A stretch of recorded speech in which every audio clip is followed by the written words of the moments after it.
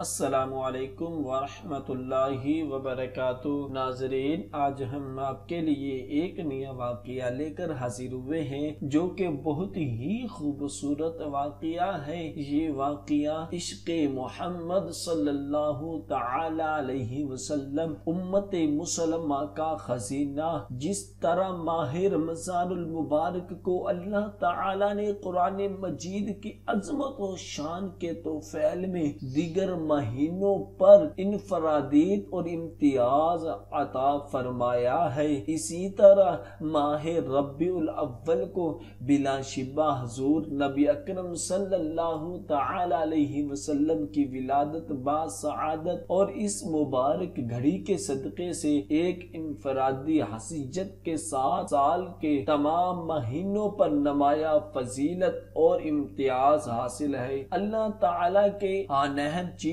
میں مختلف وجدان نوعیت کی وجہ سے اس کی وجہ فضیلت و شرف بھی مختلف ہے۔ جس طرح ہر ماہ کی انفرادیت اور فضیلت کی ایک جداجہد ہے، اسی طرح ہر شہر، ہر علاقے اور ہر دن کی اپنی اپنی امتیازی صفات اور خصوصیات ہے۔ اللہ تعالی نے مختلف افراد پر بعض ایام کو دوسرے ایام پر اور ماہ و سال بلکہ ہر ساعت کو دوسری ساعتوں پر مختلف نسبتوں سے شرف و امتیاز عطا فرمایا ہے۔ اس اعتبار سے بعض انبیاء کو بھی ایک دوسرے پر مختلف حیثیتوں سے فضیلت حاصل ہے۔ ربیع الاول اسلامی سال کا تیسرا مہینہ ہے، جس کی وجہ تسمیہ یہ ہے کہ جب ابتدا میں اس مبارک مہینے کا نام رکھا گیا تو اس وقت موسم ربیع یعنی فصل بہار کا آغاز تھا۔ یہ مہینہ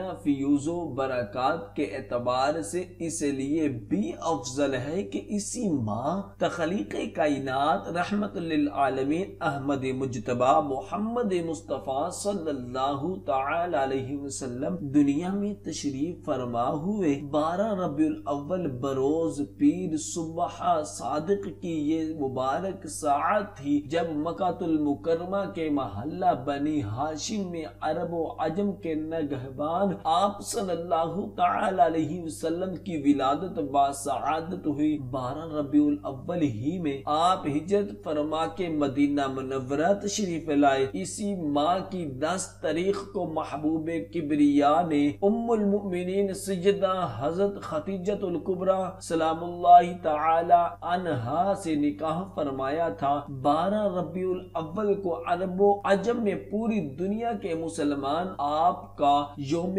ولادت پاک مناتے ہیں۔ اسی دن کی نسبت سے خوشی و مسرت کا اظہار کرنا، مساکین کو کھانا کھلانا اور میلاد شریف کے اجتماعات منعقد کرنا اور کثرت سے محمد صلی اللہ تعالی علیہ وسلم کی ذات مبارکہ پر درود شریف پڑھنا، جس کے اجر میں اللہ تعالی تمام سال حفظ و امان کے ساتھ ہمارے دل کی مرادوں کی تکمیل فرماتا رہے گا۔ بنی نوع انسان کو دین اسلام کے ذریعے آج تک اللہ تعالی کی جتنی برکات حاصل ہوئی ہے وہ حضرت محمد صلی اللہ تعالی علیہ وسلم کے مقدس وجود کا خلق خدا پر احسان ہے کہ جو اس مہینے میں اس دنیا میں تشریف لائے۔ یہ ماہ مقدس جو تمام مہینوں سے افضل ہے، اس مہینے حضور اکرم صلی اللہ تعالی علیہ وسلم کے نورانی وجود کی توفیل ہے۔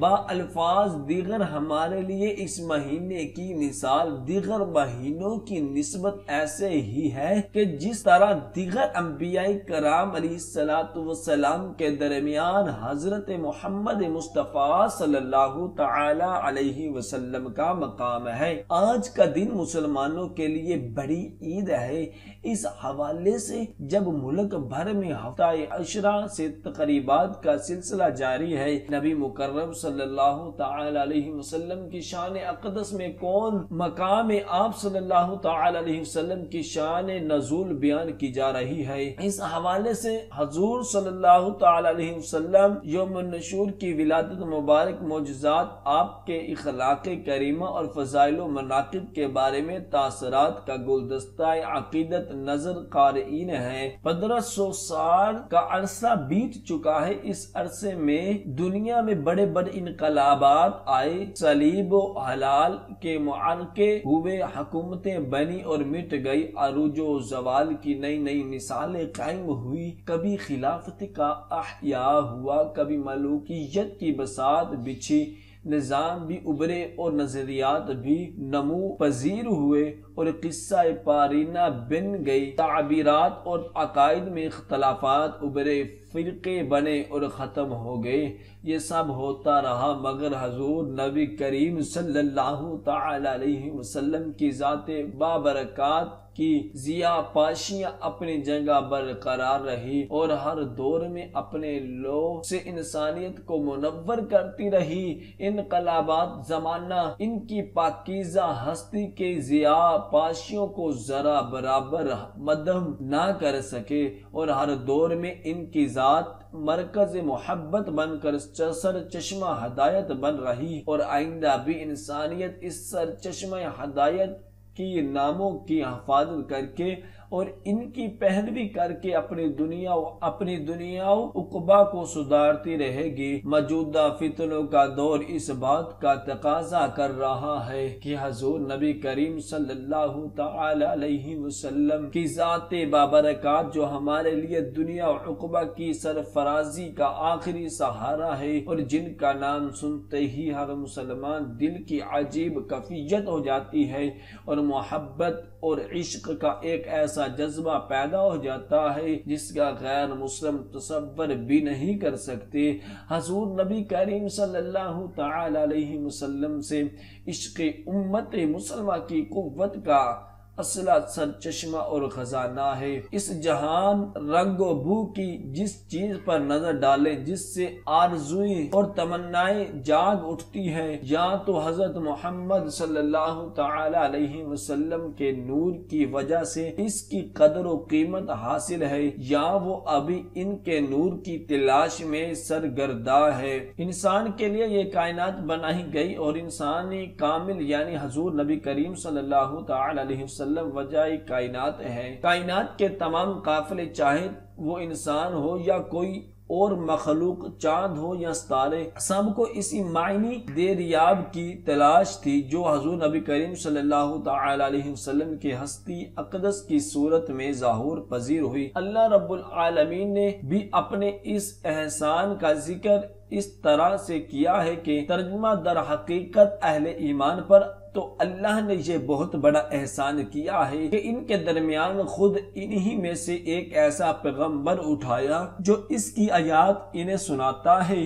ان کی زندگیوں کو سنوارتا ہے اور ان کو کتاب اور دانائی کی تعلیم دیتا ہے۔ حالانکہ اس سے پہلے یہی لوگ صریح گمراہیوں میں پڑے ہوئے تھے۔ ہم نے یہ وطن عزیز اس لیے حاصل کیا تھا کہ ہم اس میں نظام مصطفیٰ صلی اللہ تعالی علیہ وسلم کا قیام عمل میں لائیں گے۔ ہم نے پاکستان کو اسلامی جمہوری اور فلاحی مملکت بنانے کا عزم کیا تھا کہ اس کو حضرت محمد مصطفیٰ صلی اللہ تعالی علیہ وسلم کے نور سے منور کریں گے اور ابو لہب کے چیلوں کو چکاریوں سے محفوظ رکھیں گے، مگر وقتاً فوقتاً یہاں پر کچھ شرم پسند عناصر جنہیں غیر ملکی امداد کی وجہ سے سوداگر عناصر کہا جائے تو بے جانا ہوگا، وطن عزیز کی اسلامی تشخص کو ختم کرنے کے لیے اپنی مذموم چالیں چلتے ہیں اور اسی دفعہ ان کا ہدف ہمارا آخری مرکز سے محبت ہے۔ آج اگر اس